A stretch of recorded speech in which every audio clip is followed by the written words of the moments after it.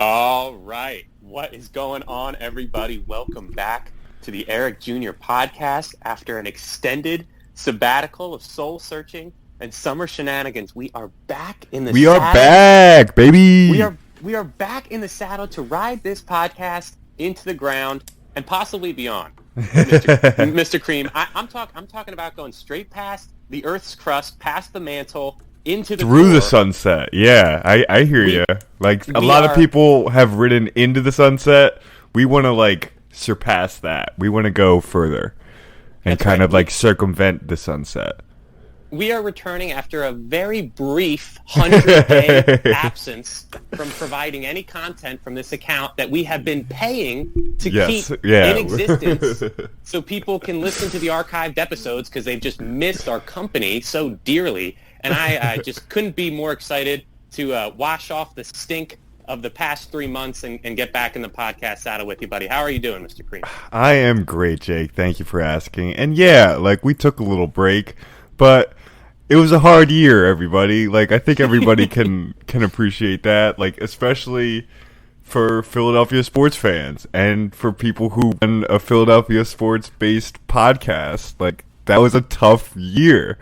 So you can, forgive us if we wanted to take a little break, get some R&R, recharge the old battery, whatever. We should say we are still missing a host. Ray Stiles has not returned from his sabbatical. He needs a little longer. Jake, do you want to tell the people why that is, or should we just? Yeah, I'll go ahead and take this one. To explain it to the people. So the third member of the EJP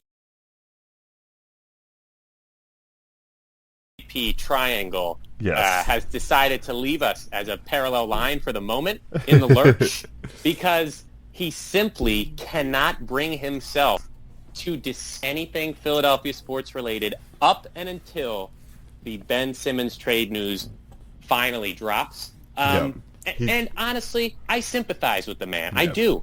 This is a man who just saw one of the most pleasurable Eagles games in the past 5 years, live and in person down at Hotlanta, at Mercedes-Benz Stadium. And when we reached out to him, I said, this guy's got to be riding high. This guy's got to have that bird's itch. He's just dying to talk about these guys. And we said, once you on tonight, we know you're busy. We know you're a real adult. And he totally blew us off. He said, listen, cat's in the cradle, son. I don't have any time for you. I can't go back to the degenerate podcast. You guys don't even do it anymore. It's been 3 months, right? And we said, no, we're going back tonight, and we want you.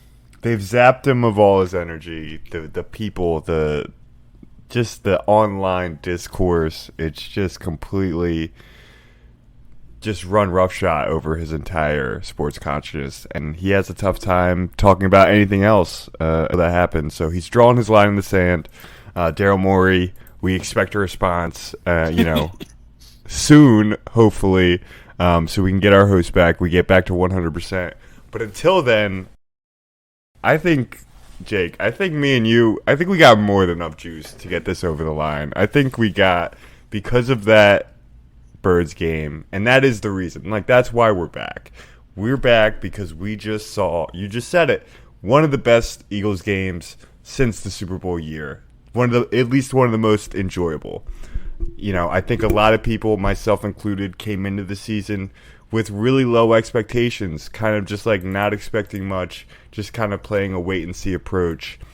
And what we saw on Sunday was a team that was really fun, really dynamic. The play calling was creative. We were doing things that we weren't, it didn't seem like we were just running our heads into the wall, which is it at times, but it's felt like the past few years. The team was just completely different. It shed all its excess, weight that was bogging it down. And we're at a place where I feel really excited, actually, about the team. And not just, stressed and, anxious, but actually, looking forward to an Eagles game, which is something I haven't been able to say in a while. Jake, what was your experience, heading from the offseason, heading into this Week 1 game? Because I know a lot of people were feeling pretty low about the team. Yeah, I mean, I got to go back in time just for a minute and tell you that our last matchup with an Atlanta team and the results of that, it is not a hyperbole to say that it made me quit the internet for over a month, other than work-related uses. So bouncing he was back off the from grid that, for a month. That's right.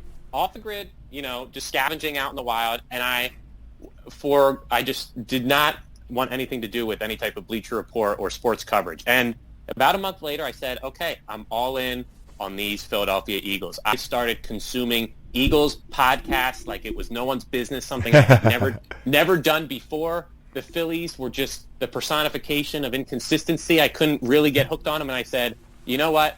I don't know about this coach. I don't know about this quarterback, but I am going to consume every morsel of training camp coverage of who's up and who's down, of the after his first press conference, everything about Nick Sirianni. I was all in, and I'll tell you what, the feel-good nature of the past 48 hours is something legitimately that I have not felt for a Philadelphia sports team. And as it always is with Philadelphia sports, it is fleeting. Yep. We have a much better team coming into Philadelphia this Sunday, but just to have this moment, just to have this content, the good vibes, the 500% increase in Jalen Hurts jerseys, I relish it because we have been so deprived of it recently, and I'm just so excited to get into the nitty-gritty and to just completely overreact. And that's what we're here for. Like, if anything else, like, that's what we missed about the podcast. We missed not being able to overreact to stuff in real time, because what fun is it to just stew and wait and with all your thoughts and your feelings and not be able to share them. I'm totally with you, Jake, and I think it's been after last May, like, there needed to be a change in how I consumed Philadelphia sports. Like, I couldn't, and I'm sure you'll agree for yourself, like, I couldn't do the same thing over and over again and expect a different result. Like, I had to change my mindset. And I feel like I've done that with this Eagles team. I came into Sunday just, like, ready to look for positives. Just like, I'm ready. Like, let's see what we can see, and, like, let's not get bogged down by all the negative stuff that's been just surrounding the team the last few years. And I feel like we as a fan base have done that, and we were rewarded on Sunday just by, like, there's so many good stuff to talk about now, and that's what we want to do. Right, and the key is going to be to recognize that it is more of a good feeling because we had such low expectations, and to now carry that with us, even if it comes in the form of a blowout against the 49ers this week, and we're just happy to be there. We're happy to have a team that gets publicity, that gets content driven, that has people talking, that has a rabid fan base, even when it's not doing too well. So again, just happy to have it. And boy, was that a sweet victory cream. You ready to start to get into it? Yeah, let's do it, brother. So Eagles go into Atlanta, 3.5 point dogs on the under. Your boy took it. He bet a lot. Bet $2 whole, walked out of the bank with $3.70. So I'm pretty flush, And we've got some other wagers that we're looking at, over-unders and MVP bets, but that's for another podcast now that we're back here. Yeah. But these Eagles, they go in, the Falcons, all the talk is about Kyle Pitts. All the talk is about Arthur Smith, the guy that the Eagles, supposedly really wanted to extend an offer to, but Arthur Smith had a bird in the hand with the Falcons. He had to take it, couldn't wait for the birds. And now we settle on Mr. Nicky Sticks out of Indianapolis, who has never even called plays before. And there we are. The Falcons decide to get the ball first. You know how I feel about getting the ball. I know you were. I know it was a good omen when we deferred, or when we kicked off. When they won the toss and said we would like the ball first, I was like, we've won. We've already. I know that we're gonna win. Like, then to have them come out, a crucial mistake, just a crucial error right off the bat.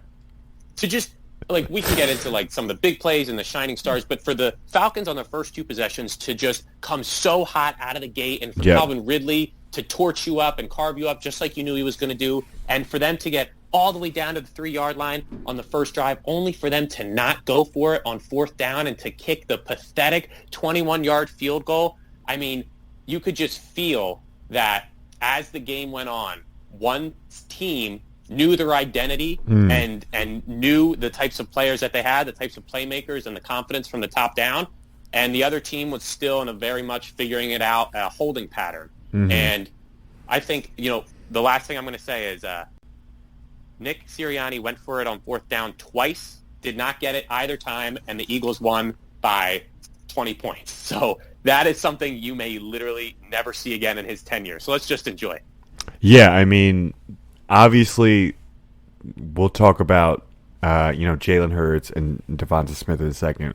But, Nick Sirianni, there were a lot of question marks coming into this game about, the qualities of his coaching, acumen. And I think he surpassed all expectations wildly. I thought his play calling was super creative. I thought the way he handled the game, clearly the players were fired up. And he didn't let, circumstance change how he called the game.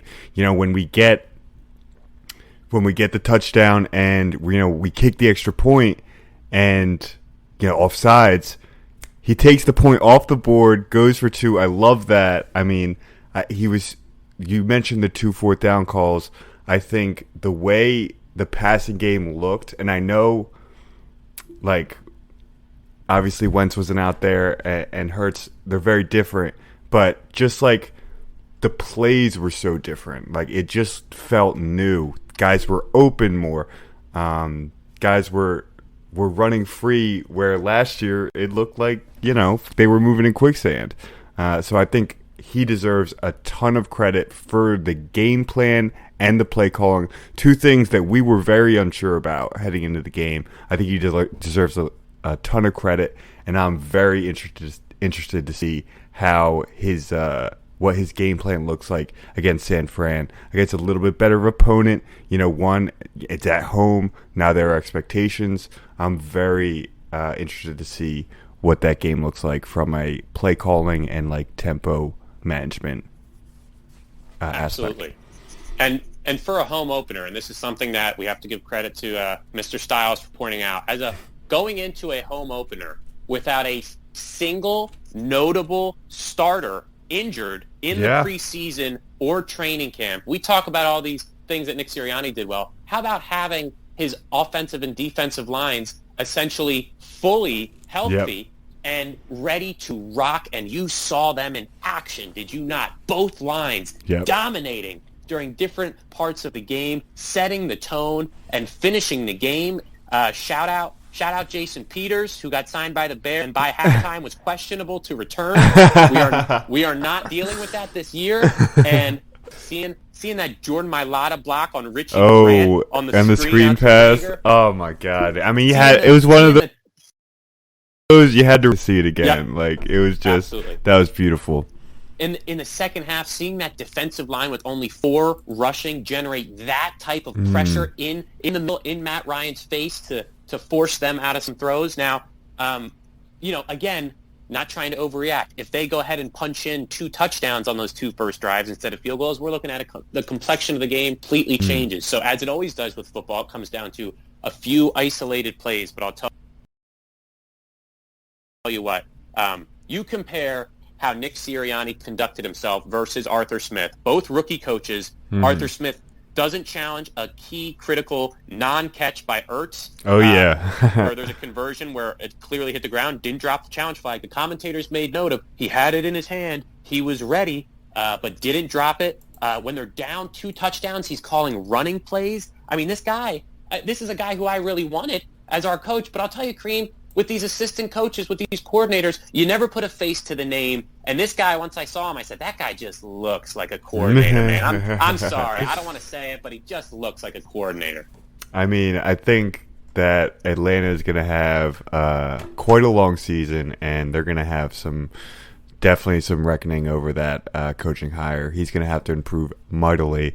And I love that you mentioned along the lines, of course, that in the trenches is where this game was truly won, but with both lines being absolutely dominant.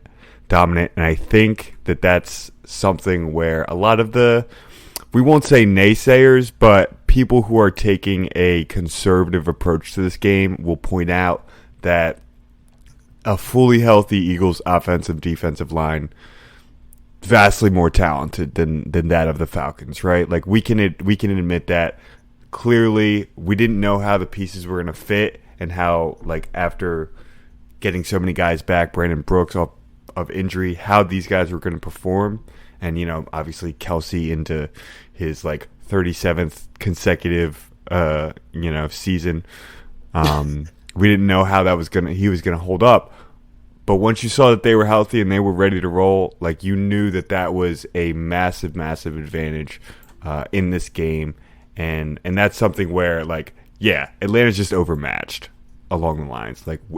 But credit where credit's due, we were able to take advantage of that. We were able to get key stops at key times. And, Nick Sirianni, pressed the right buttons, knew when to call the run, knew when to get this quick screen. We saw a couple of early screens to Quez Watkins, and it was the screen pass was a factor all afternoon. I think last season or the last couple seasons, it felt like the screen pass was kind of a last resort for the offense, something to jumpstart them. But the way that he kind of interlaced them perfectly with the run game, play action pass, etc., I thought it blended really well, and it kept Atlanta really off balance. And when you're going against, a more talented line, just stronger people, that off balance just helps you even more. And I thought that was a massive factor in the game. But you know what, Jake? We've been talking about it for a few minutes. We have to go to the guy of the hour, Jalen Hurts. Let's talk about him. He came in with so many question marks over whether he was capable of being a starting quarterback in the National Football League. Chris Sims, reported a quarterback kind of guru guy, ranked him 40th in his QB rankings this offseason. 40th, not even worth a start. But he went on his radio show on Monday, and let me tell you, he had to apologize because that was a bad take, because Jalen Hurts is QB1. Tell me how you feel, Jake. Boy, I'll tell you what. You know my background about what happened when Jalen Hurts was drafted, that I did not react, that I, for months after, still had not reacted or processed that they actually took him, convinced that there was a deal in the works. Think about all of the Deshaun Watson discourse, all of the beginning of training camp, how he had a terrible first week, and what's the season going to look like, and Joe Flacco, why are they paying him $3 million? And now they get Gardner Minshew, and look at his numbers. And all of the chatter. I don't know if I've ever, in recent memory, had a Philadelphia sports athlete in a starter position of such prominence that had so much chatter surrounding him and was able to deflect and block it all out and just show up the moment that the ball was tipped or that the first pitch was thrown out or that the kickoff went, that he was ready to rock and roll. And this guy's poise and just the manner in which he conducts himself, the reports out of training camp are that he immediately was winning guys over in the locker room. We're talking about guys like Kelsey and Ertz who had really close relationships with Carson Wentz, and even they, were steadfast in their statements regarding his character and his work ethic. And for him to go out there, put on that type of show, have a QB rating of 126.2, and just the completion percentage of 77%, that was a huge, huge piece last year. The accuracy and using his legs appropriately. Now, a couple of times he did, evade the pocket when there might have been a little bit more time, but he always made the right decision when it came to extending the play on the touchdown throw to Goddard. He gets out of the pocket, uses more time, knows that he only has 9 seconds on the clock, doesn't waste it, and finds the guy on an amazing throw. I mean, he showed you so many things in this one game that's leading to this optimism. It wasn't one or two. It wasn't just that he hypothetically rushed for 80 yards and a touchdown. It wasn't just that he hit one deep throw. I mean, you look at the culmination, starting with the first catch of Devontae Smith's career. Yeah. A beauty of a throw. Just perfectly weighted in stride in like a window that is deceptively tight. Like there's not a lot of places he can put that ball. I think it's worth like harping on because that is just, I mean, it's clearly a play that they like. It's a throw he knew he was making when the play was called, right? And like that's just that speaks to the reps that he and Devonta Smith have been able to, and the repertoire that they've been able to, have in preseason and training camp. That they're just like, that's just a connection, like that's just instant connection, and it's something that an Eagles quarterback has been missing the last couple of years, right? We talked about how they're just not getting on the same page with the receiver, and they don't know what's happening.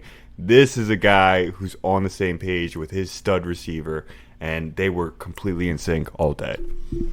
The most important number, it's not the 173 rushing yards that ranks number 1 in the NFL. It's not the overall offense that generated 434 yards. It's 0. 0 turnovers, 0 fumbles, 0 interceptions, great decision-making.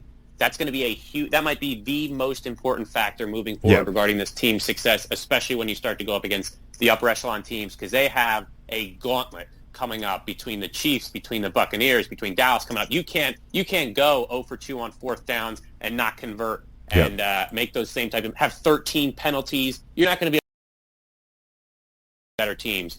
So they still have a lot to improve on. But for them to win in such a dominant fashion was just so refreshing and electric. And Hurts, man. I mean, I'm ready.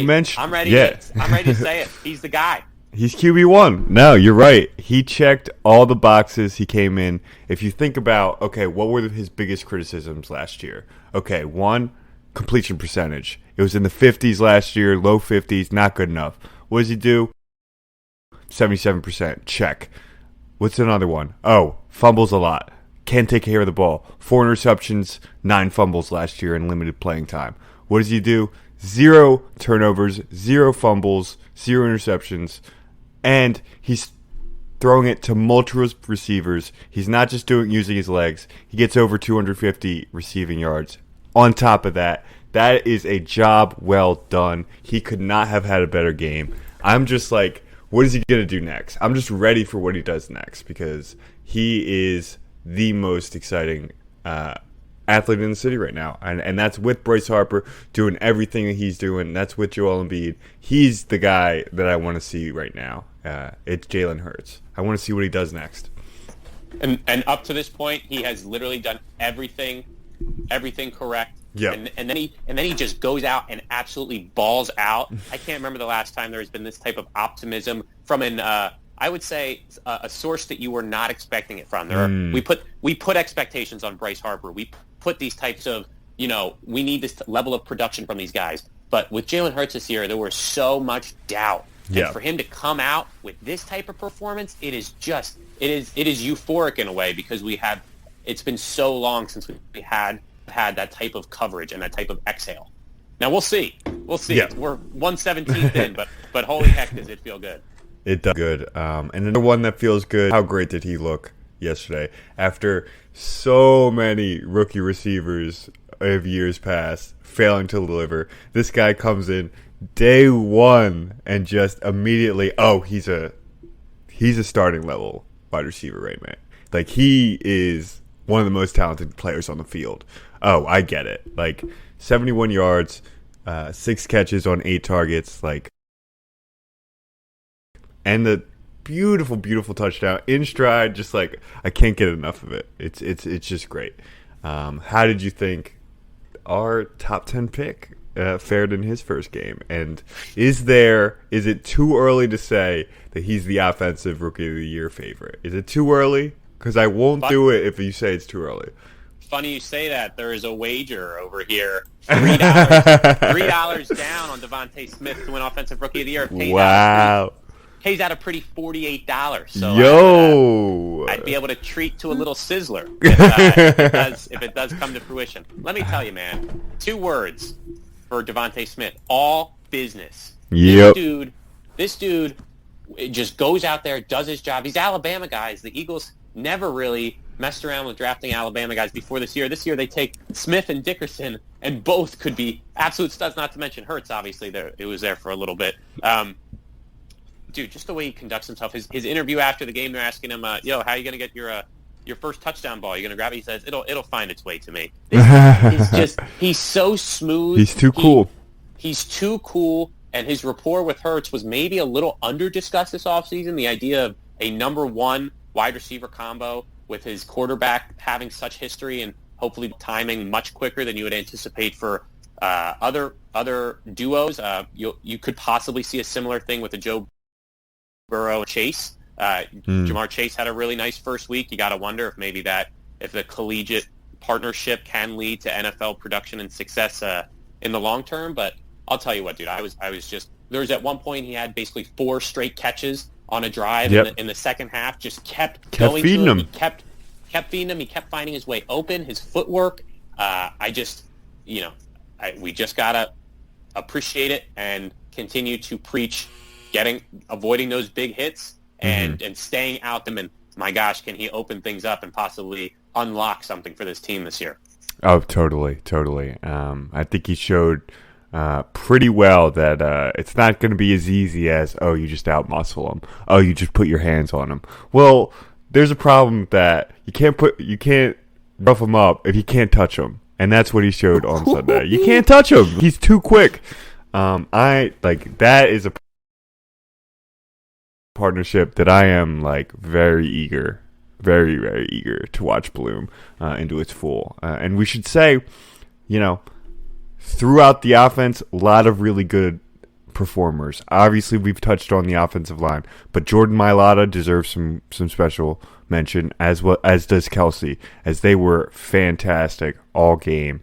The running game was just what you want, man. Like Miles Sanders sprinkling in those gashes, 8-9 yards, and of course being a factor off the catching all 4 of his targets, seeming much improved in the receiving department since last year, and that's going to be something that really, I think, influences this team moving forward. But Ertz coming back in the team was, he was. And Dallas Goedert as well, finding ways to use these guys that last year it felt like there was just so few options, like in any given play. Oh, they're going to go here, they're going to go there. They have Goddard, they have Sanders. What else do they got? Now, a little bit more spread out, a little more options. You keep the defense guessing, keep them off balance. That's what I really liked. Just a few more on offense before we go to the defensive side. Kenny Gainwell, I thought had a really impressive debut for a day 3 pick at running back. I think we just seem to be able to churn out these, right? It just seems like something we're able to do. I think he looked really good. And then Jalen Reagor didn't have the most productive day, but he got that touchdown at the end. So I'm gonna give him a shout out. Just well, I'm in a giving mood today. I'm in a good mood, so I'm going to be generous with the shout-outs. Jake, do you have anybody specifically on offense, or do you want to move to the defensive side of the ball? I think you got the big hitters. Lane Johnson certainly struggled. I think he had 3 penalties. Yeah. He's really the only negative on the offensive line. But again, Sayamalo too, I think, had a couple of false starts. Hopefully that'll be new environment on the road. Hopefully that'll be cleaned up by the next time. Even a guy like Ertz, where it was all but guaranteed he's not going to be on the team, he has Howie. They squash their beef. The gang squashes their beef. Great It's Always Sunny episode. And he goes out there and on the Devontae Smith touchdown does the savvy veteran, which I don't know if Dallas Goedert would have done, which is to set the pick. But without seconding the pick, yes. Exactly. To have his arms extended and out as if, look at me, I couldn't possibly be getting this guy's just way. There's a little slide by. It's so nice when you watch it. It's perfect. It's a little dance move. He's not blocking anybody. A pirouette, if you will. Yes.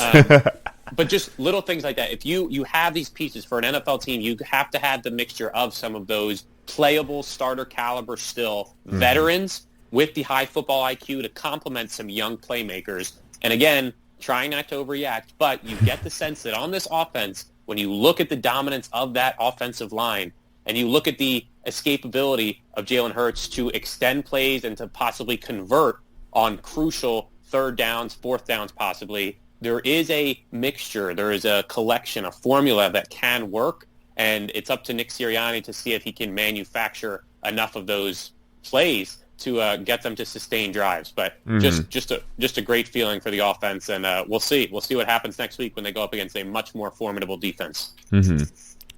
Switching over to defense, just for a quick, obviously the defense employing the bend don't break adage to its like perfection. Shout out Jim Schwartz.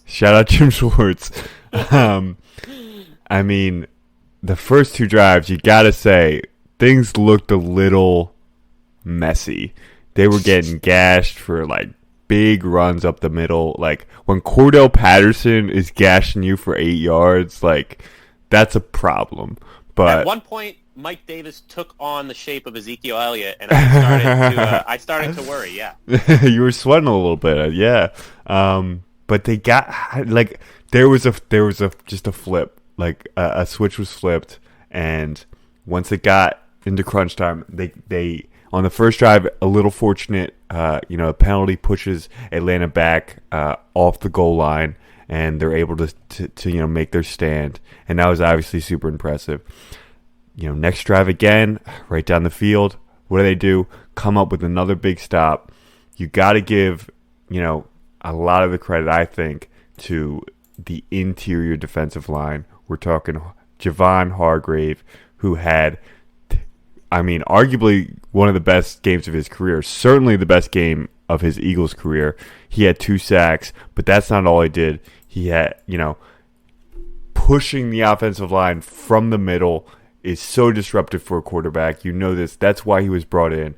And he showed, now that he's fully healthy, fully established in the team, he is, performing at a level that we just didn't see last year. And that was, I think he was a massive factor of the defense.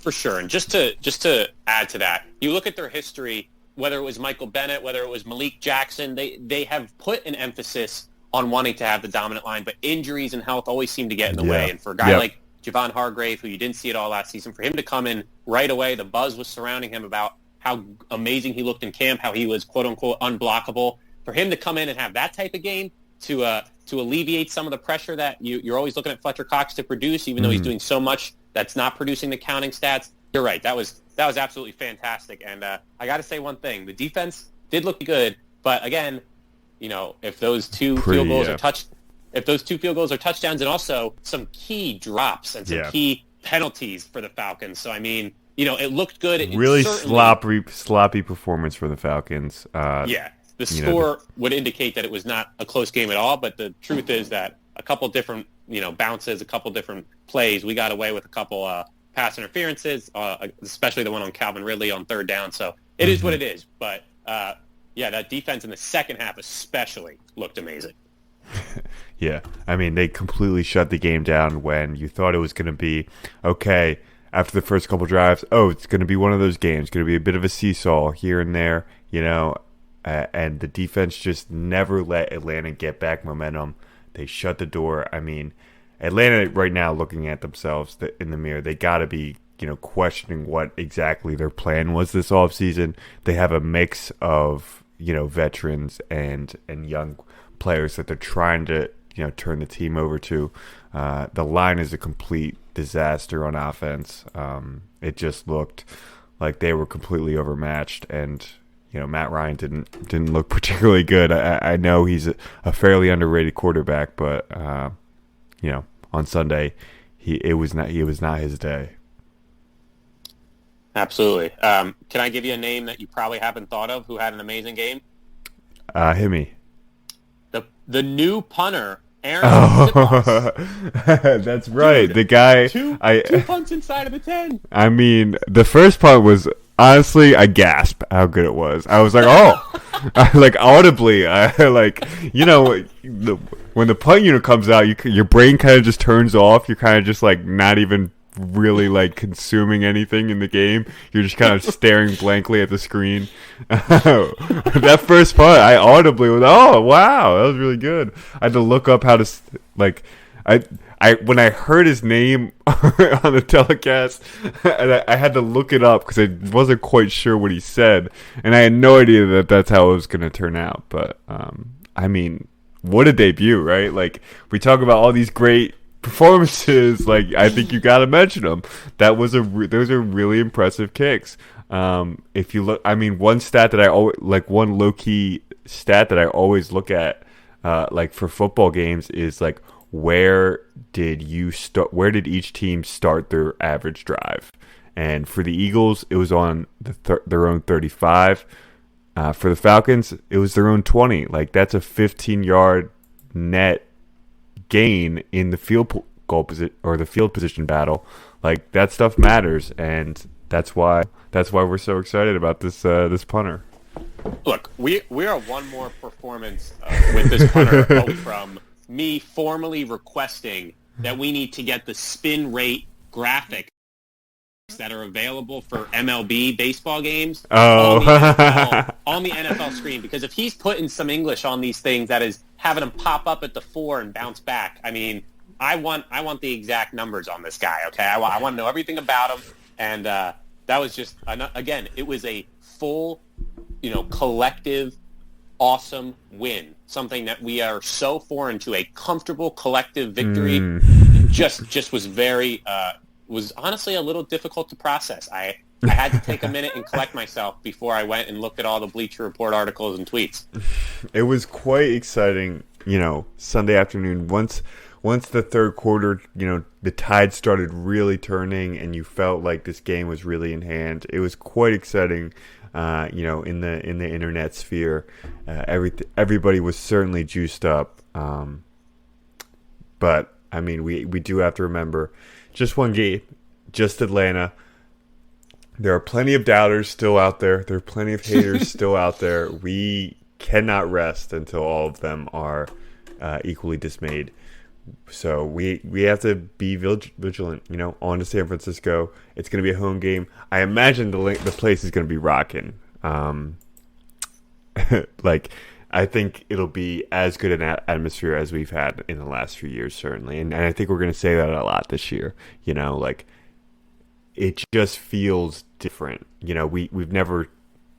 We haven't. You're right. We haven't had a game like this in a long time. It's always been a struggle. And nothing's been easy with the Eagles the last few years. It's always just been like, something's got to give. And it felt like everything was just like they stepped out of the mud, wiped themselves off, and they're running now. Everything's fast. Everything's clean. The receivers were just running wide open, and it's just something I've never seen before. It feels like something I've never seen before. Right. It was surprising, as you mentioned, and honestly, we got to remember the Jaguars won their first game last year, and they went 1-15. So I mean, we were going to try to keep a level head, but we saw so many good things. Yeah. And I'll tell you what, the only thing I'm concerned about is Merrill Reese getting tripped up when he's announcing Hurts to Ertz. That's really my main concern right now, because I got nothing else to worry about. That's something. Yeah, that's something we're gonna have to work on. Yeah, we'll monitor it. Yep. Okay. I think that wraps up our Eagles coverage. Do you want to bounce around the rest of the NFL? See what we should note that we are number one in the division. We are in first place in the NFC East after all three teams failed to win their opening contest. Can you imagine that, right? Classic NFC East, man. Yeah. Like, again, man, obviously Dallas had a, somewhat impressive showing against the Bucs on Thursday, but I mean, Washington loses their starting quarterback week 1, first half. I'm not too hype on the Tyler. Is it Hinnicki? Is it like Hinnicki from Greece? I'm not sure. But I'm not too on their options. I know that defense is great. I know that defensive line is, elite. But it does. Football is a sport where you kind of have to have more than one of those elite, position groups, and it just doesn't seem like Washington has any. And then Giants are a dumpster fire. They're not even worth our airtime. We're just like, they're garbage. They're a garbage team. Boy, did they look like they could have used a number one wide receiver. My God. Don't do that, Jake. Oh, they're already down. They're already dead, man. They're already dead. They went out and backed up the Brinks truck for Kenny Galladay, and it's like, bruh, like you guys really were about to have him, Devontae, fall into your lap, and Howie just snatched his ass up, dude.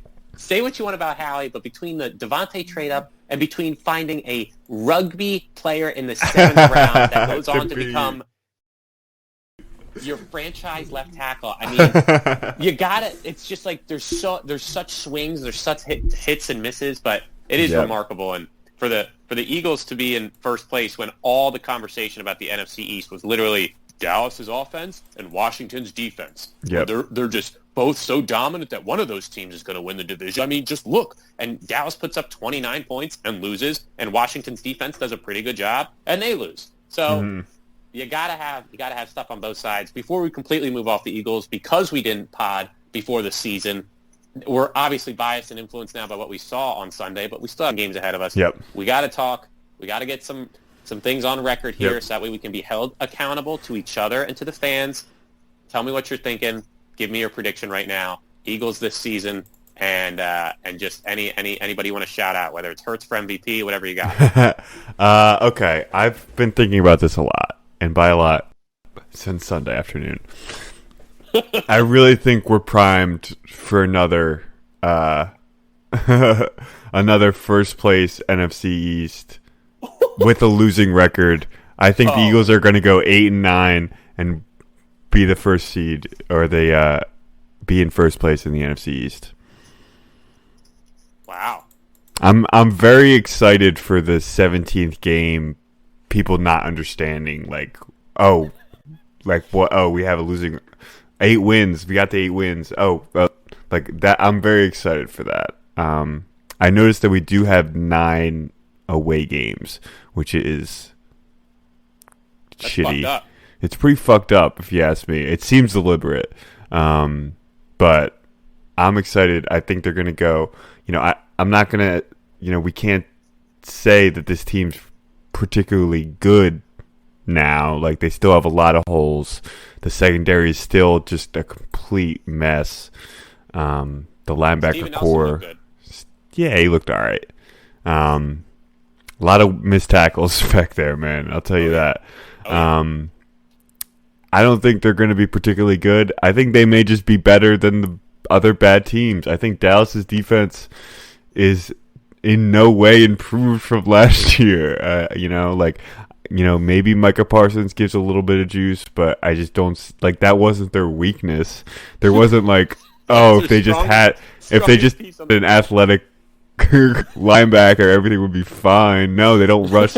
They can't get any pressure on the QB. Like, that's their problem. They didn't get any sacks on Thursday. That's their big issue, and it hasn't been fixed. So I'm gonna go with them not being a complete team. I do think Dak is good. I do think Dak is gonna have a really statistically relevant year. I just don't think it'll be in the win column.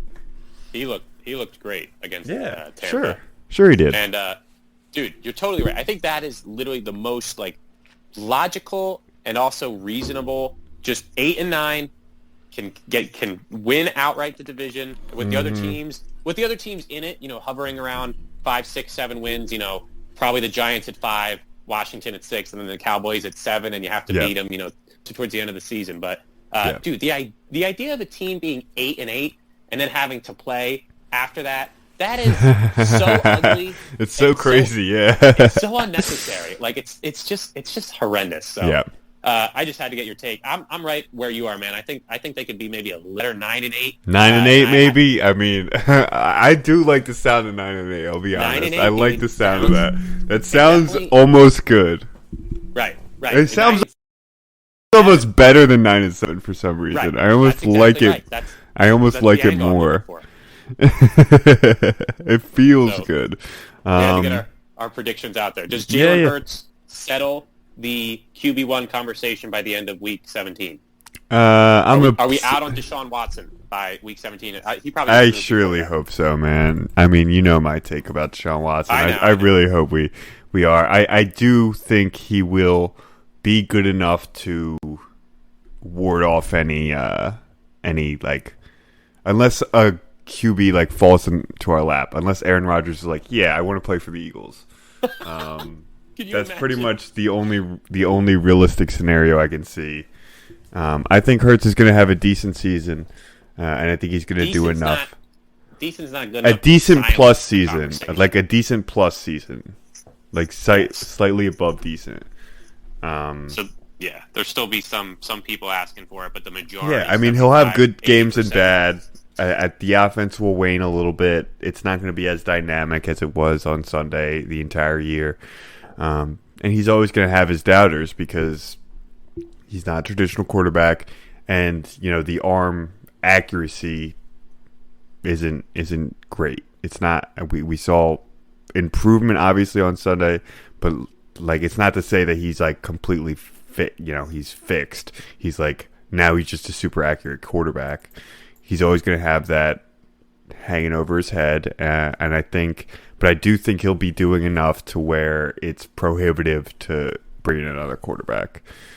Well, you're a little higher than I am. I think he's going to be a little bit more up and down, and there's still going to be conversation going into that draft with possibly 3 firsts that, you know, if there's a quarterback to be had, that we're going to be in the mix. I wonder if there will be. I wonder if there'll be a quarterback to have, though.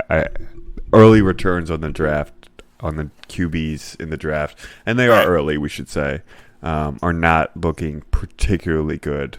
But we'll see. Sure and it seems nice. To be. I really want, if I can tell you, I really want like an elite pass rusher. Like that's what I'm kind of hoping for. Oh my god. That's you know what I want? A linebacker taken before day 3. No. How about that? He said no. He heard you. No. He said no. Never gonna happen. Patrick Johnson, 7th rounder out of Tulane, out there making plays. That's my boy. That's my boy. Day 1 right there. That's right. All right. Do you want to? How do you feel about that? How do you feel about that Eagles coverage?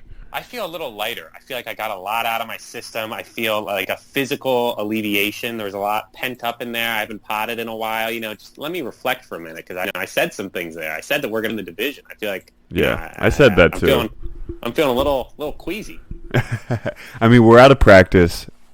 Please bear with us. It's going to take a little bit to get back in the groove of things. Yeah, reacclimation period.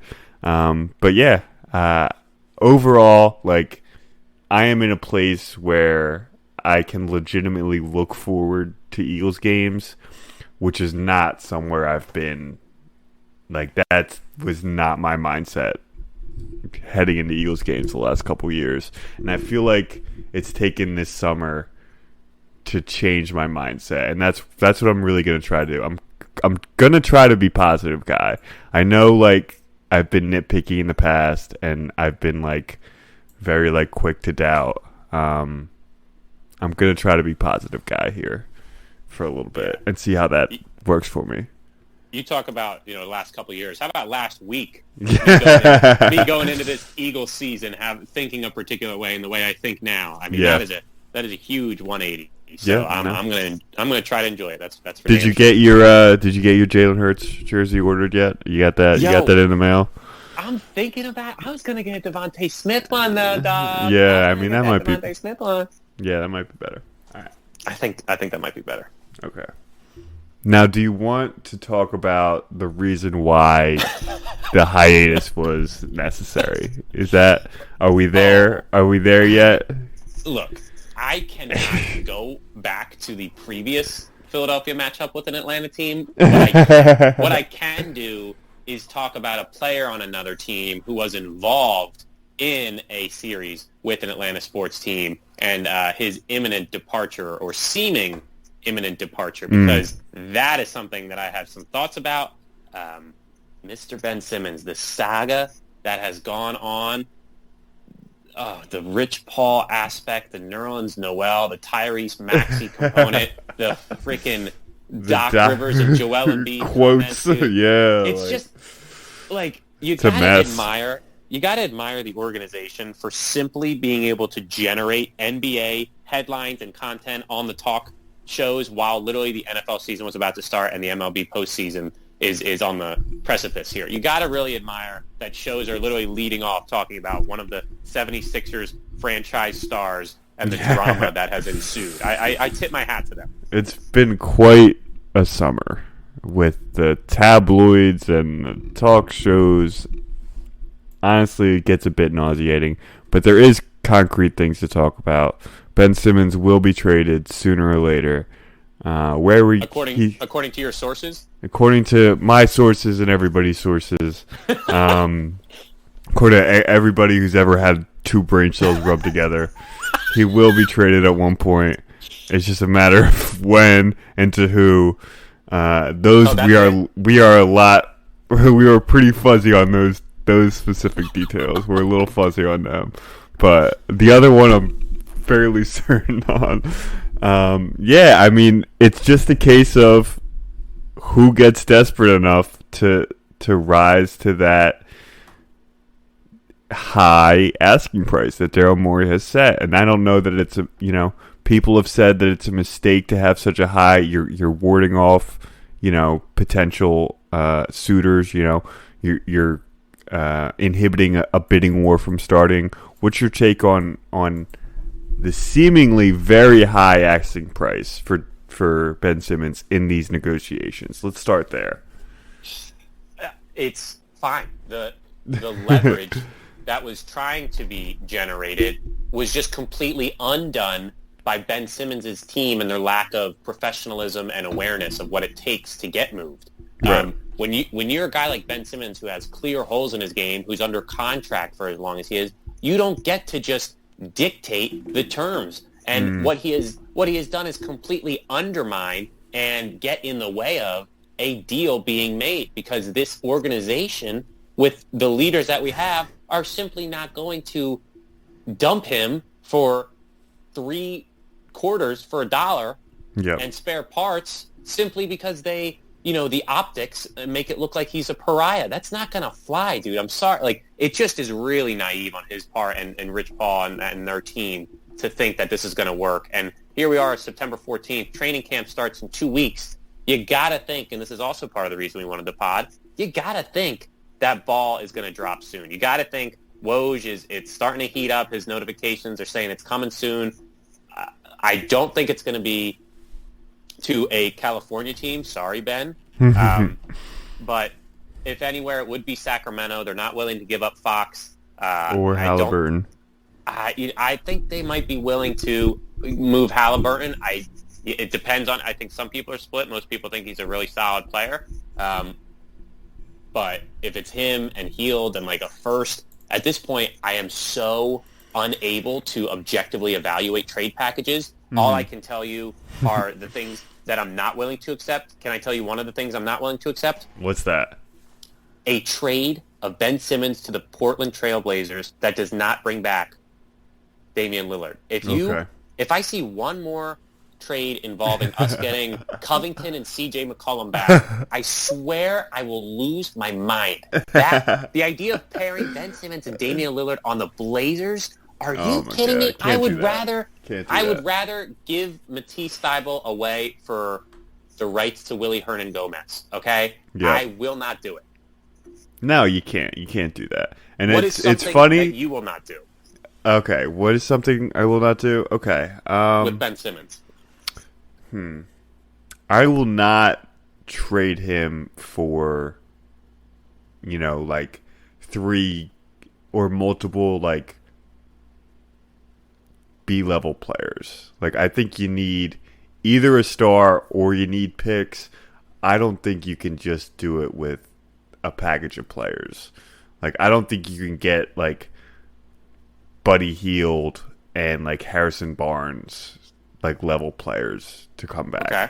I think you have to you're either getting a star who can slot into the starting lineup, next to Toby and Joe, and help move the team forward, or you're getting a combination of players and picks that is going to allow you to move for a star level player if and when that star level player becomes available. I'm not saying anything crazy new here. I just think that that's the right call. Like that's the way it's got to be. You can't just get DeMar DeRozan, right? Like, oh my God. Shout out to Masai. Shout out that sneaky guy, man. He fucking grifted him, man. You can't get DeMar DeRozan and Jakob Poeltl. Like, but no disrespect to those guys. Like, those are good players. That's not what I'm looking for. Granted, it's from his perspective, but for Popovich, he was not going to do the pick steal. He wanted a quote unquote, possible all-star, and he got DeMar. Wrong. And he was wrong to do that.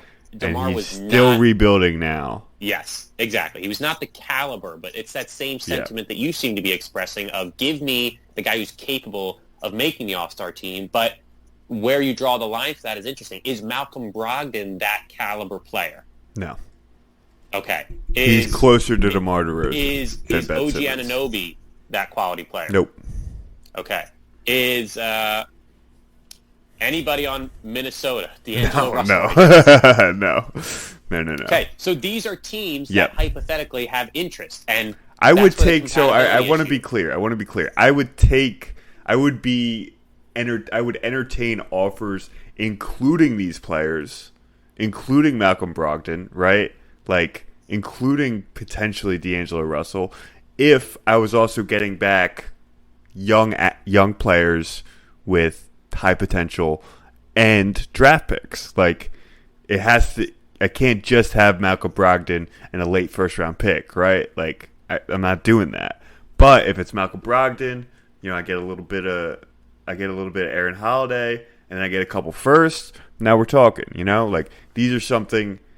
That's something where I can get behind. And I think it is going to take, like, not a straightforward offer, right? It's going to take these, like, multi-pronged offers where you're getting, a starter and, a young guy and picks. That's, to me, something where I can see forward. And there are a couple teams, I think a lot of doomers are looking at the NBA landscape and being like, nobody wants to trade for this guy. I do think that there are teams out there very interested in his trade. We just talked about one of them. I think San Antonio. For a couple, they got some decent young players. They're not great. They're not stars. They're not going to make any all-star teams, but they're solid young players. If you get them, you get some picks back. You get some young talent. That's something where, okay, now I can kind of see the plan, right? That's my pick. That's your Spurs pick. I think that certainly makes the most sense. I think the Cavs should not be dismissed. I think they want a winner. They want to make the playoffs, and I think they have a pretty tangible way to get that. Having the package around a guy like Colin Sexton, who is good. Don't get me wrong. I would say that his stats kind of make him seem a little bit better than he actually is. He's pretty piss poor on defense, but he's a good offensive player. You get him, you get one of their lottery picks, and you get a couple of future firsts. That's something where I can really hang my hat on. I really feel comfortable with that. I agree. The idea of collecting the assets that you could then move in a subsequent deal when the next disgruntled star becomes available. I think that's the path that I'm leaning. And I'm so disgusted with where it's gotten to. I was always of the belief that there was reconciliation possible. The idea that he could literally hold out when he's got this many years left, and that guys don't hold out in basketball. It's not like football where you can't risk it. You can't, basketball heavy fines, like millions of dollars, not like these $10,000 fines that football loves to throw out. Like you missed voluntary, involuntary training camp participation day. Here's $15,000 fine. Like that's not, you missed the start of training camp. That is like 10% of your fucking salary, dog. Like you're getting hit with a massive fine. I do not think that he's actually willing to do that. I could see a deal being reached with, his team where he comes in for training camp. They're not going to play him in the games, he's just going to, but he's going to participate, right? Like that is probably where we're heading if the deal doesn't get done in the next couple of weeks. Oh my God, that is worst case scenario for me. For him to be practicing or just like around, and for all the media coverage to just be about it, and for interview questions, for everybody to have to answer questions about it. That's worst case scenario. Again, part of the reason that we have to talk tonight, because in 2 weeks, if he is still on the team, that is worst case scenario. That is worse and it's than just, only getting. It's a deadline that I think every other GM knows, which is why I do think he'll be on the team. I don't think a deal will be reached by then. So something's going to have to come to a head. I think, Cleveland's not going to operate in good faith, or San Antonio, they're not going to operate in good faith knowing that this deadline is upon. They're going to dig their heels in at every turn. And Morey's going to do what he does, and he's going to try to get the best possible deal, and that's why we want him on our side. But he's up against it. It's not a straightforward negotiation. And also, the idea of him, if he doesn't get moved because they're getting shit offers and they're saying, Ben, you got to report. Then he reports. What if it gets to the point where, okay, he doesn't want to play, so what does the NBA do? Is the NBA going to step in and say, this guy's totally healthy and you're just not playing him? I mean, that gets even murkier, and just the idea of having to deal with all of that and getting to the point where, you know what, let me get 2 first and a role player, and let me just fucking wash my hands of this whole goddamn thing. After watching Carson Wentz play in a blue Colts jersey, and I was like, it didn't really do much for him. I was like, it's kind of weird, I guess, but I'm not really. It's not like, oh my gosh, look at that. But the idea of Ben Simmons playing in another jersey does make me feel, it's a more visceral feeling, just because of the amount of time I've invested in defending him and imagining what he could be and how he could eventually progress into this type of pillar, and what makes him so special, and the fact that he literally, I think, is the most polarizing player in the NBA. Yeah. And I just hope this saga's over before 2 weeks, man. I need it to be done. I need Ray to get on this podcast and tell us. We need you back, Ray. We need you, buddy. Yeah, I mean, that's what makes this such a tantalizing topic. There hasn't been much change in the last couple weeks. We know the reports out of the Rich Paul camp. He's certainly sticking to his playbook of how to get his stars to where they want to be. Shout out he's got a very good track record. Not including centers. Yeah, I mean, there hasn't been much movement yet. We'll obviously keep. This isn't going to go away anytime soon, so we'll have more thoughts on it later on. I think we're ready to get out of here, though. That was quite a return to the podcast. How do you feel, Jake? I feel a little lighter on my feet, and I feel lightheaded. I feel a bit disoriented. That's right. Yeah. Well, hopefully we will come back to this with some type of regularity. But if not, we're here for a good time, not a long time. That's right, Jake. I love it. All right, I'll send this out then. Thank you for coming back and joining us. We had such a fun time doing this right here. Thanks for listening. We'll see you again next week. Bye.